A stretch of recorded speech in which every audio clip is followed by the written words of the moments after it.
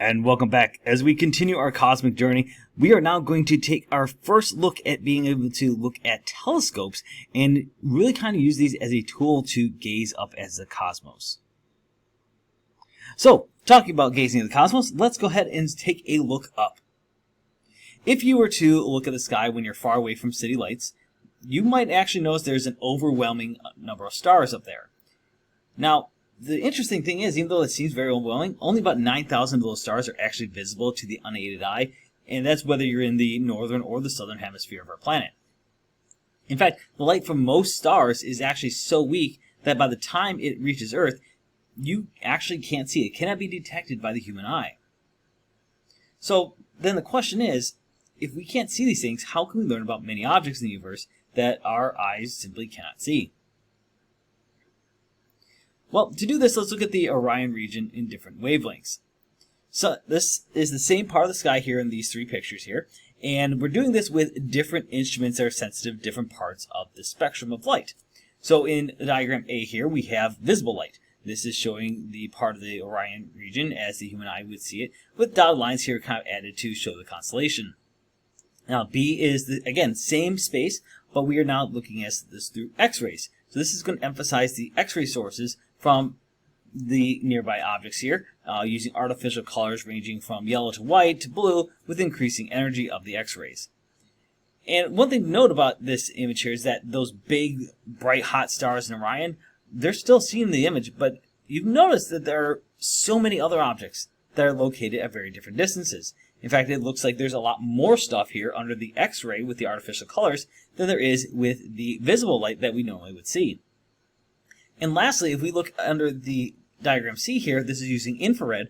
This shows mainly the glowing dust in the region. And if you look, it looks like there's a lot more stuff here with this glowing dust. So this is some pretty cool things for us to kind of wrap our mind around. But let's just take a step back here and first think about how we got to this point. And to do that, we need some pre-telescopic observations. Many ancient cultures built special sites for observing the sky. Now, these ancient observatories were typically to do things like measure the positions of celestial objects, mostly to do things like keep track of date and time. Though sometimes these ancient observatories also had religious and ritual functions because they weren't necessarily simply just for stargazing. Now, at that time, the eye was the only device really available to gather light, and the only permanent record was either made by humans writing down what they saw or maybe sketching what they saw. So you can probably start seeing some limitations here based upon our conversations around spectrum, that we need to have telescopes, which is a pretty modern device. If you recall, it was Galileo who in 1610 used a simple tube with lenses to observe the sky and gather more light than his eyes alone could. Telescopes, of course, have come a very long way since Galileo's time, with the most expensive costing hundreds of millions to billions of dollars. Now, the reason astronomers keep building bigger and bigger telescopes is that celestial objects send much more light to Earth than any human eye can catch, and bigger telescopes can detect fainter objects. Now, with those telescopes, obviously, they're going to have various functions. The most important functions, though, a telescope has is first, to collect the faint light from an astronomical source, and to, two, focus all that light into a point or image. Now, most objects of interest to astronomers are extremely faint, as we already mentioned. So the more light that we can collect from them, the better chance we have to actually study such objects. Now, telescopes that collect visible radiation, they will typically use either a lens or a mirror to gather that light. So the things that we would normally see, so not X-ray or infrared or something like that, but we're going to have either a lens or a mirror that's going to gather in the visible light. Now, there are other types of telescopes that may use collecting devices that look different from lenses or mirrors, which we are very familiar, but they ultimately kind of serve the same function. And that function, of course, is light gathering. In all types of telescope, the light gathering ability is determined by the area of the device acting as the light gathering quote-unquote bucket, so the thing that can absorb the most amount of light into it. Since most telescopes have either mirrors or lenses, we can compare the light gathering power by comparing the apertures or the diameters of the opening in which light travels or reflects. Now, the amount of light a telescope can collect increases with the size of the aperture. So, a telescope with a mirror that is 4 meters diameter can collect 16 times as much light as a telescope that is 1 meter diameter. So you can see, the bigger your aperture, the more light you can collect. So, once you collect the light, what do we want to do? Well, we're probably going to want to record this data in some way.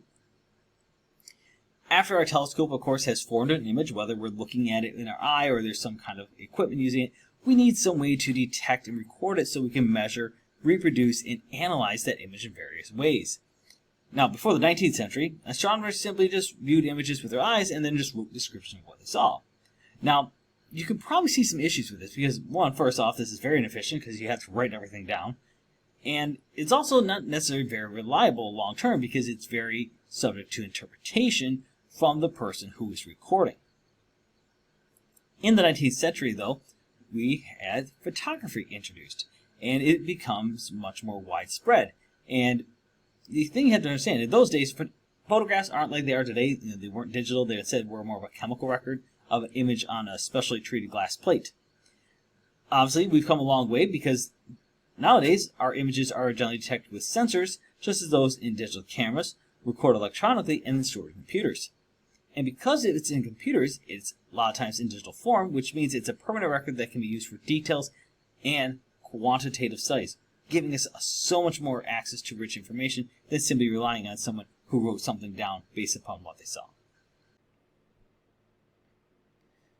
So let's talk a little bit about how the light actually gets in here by the formation of image, either by a lens or a mirror. So, well, first thing you have to understand is that a lens is a transparent piece of material that bends the rays of light passing through it. If the light rays are parallel as they enter, the lens brings them together into one place to form an image. And if all the curvatures of the lens surfaces are just right, all parallel rays of light are bent or refracted in such a way that they converge toward a point, which is we call the focus of the lens. And at the focus, that's where our image of the light source appears. The distance from the lens to the location where the light rays focus behind the lens is what we refer to as the focal length of the lens. Now, that's pretty cool, but how do we actually view that image once it's been passed through? Well, to view the image formed by a lens and telescope, we use an additional lens called an eyepiece.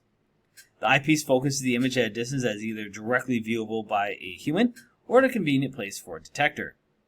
Using different eyepieces, we can change the magnification or the size of the image and redirect that light to a more accessible location. For example, stars look like points of light.